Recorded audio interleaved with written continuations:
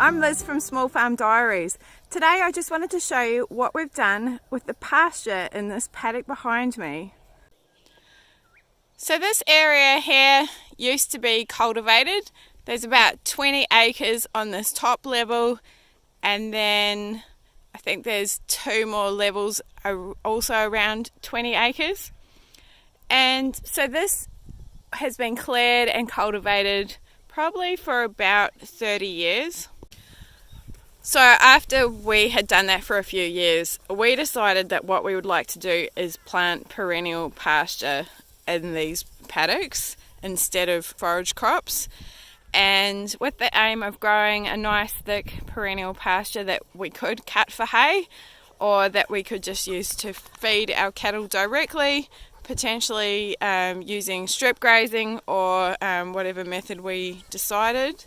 So what we did, we basically just ploughed up half of this top area just to test it,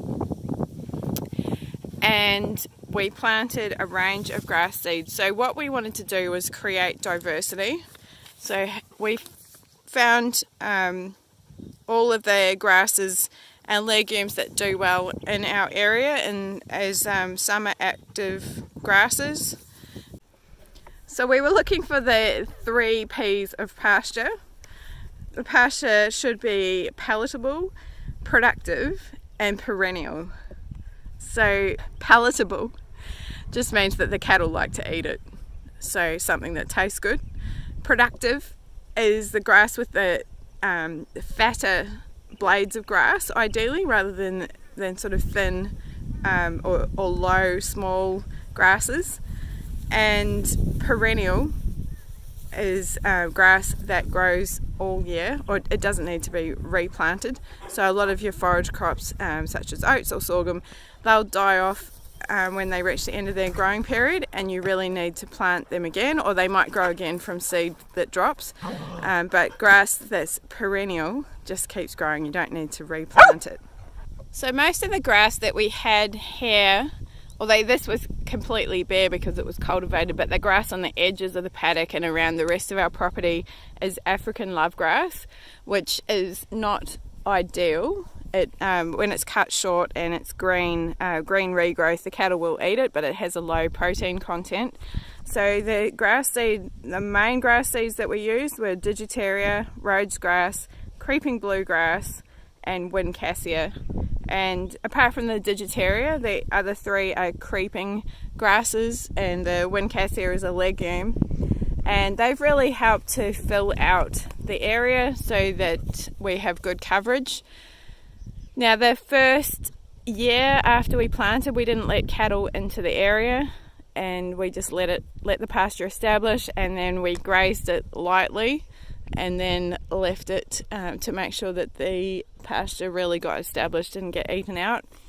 After we saw the success of the first area that we planted, we then went ahead and did the rest of this, the top pasture here, and then in the following years we've gone and done the other levels so that we have good perennial pasture in this area. And now all we really need to do to maintain that is to slash it.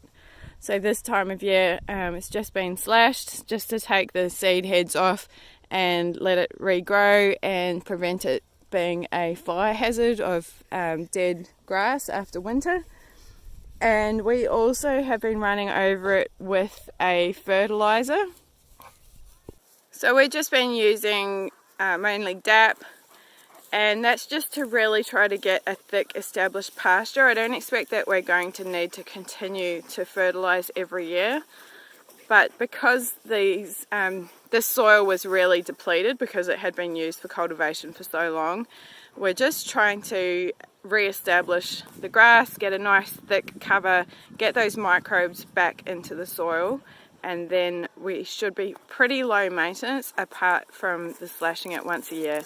So our overall cost of fuel and seed and fertilizer is greatly reduced compared to planting forage crops, and we expect we're getting some good use out of this paddock really, and hopefully it gets to the point where we can cut hay off it eventually. So I hope you found that useful. Just wanted to give you an overview of the perennial pasture that we've been planting. We've got a lot more work to do. We've got another cultivated area on the other side of our property that we have started planting, and then we've got a yeoman's plough that we're going to use in this area and in other areas of our property that are currently just growing African lovegrass to try to keep improving the pasture and put more seed out. So it's always a work in progress, but it's just good to have a plan and to see it working. Hope you enjoyed that. See you next time.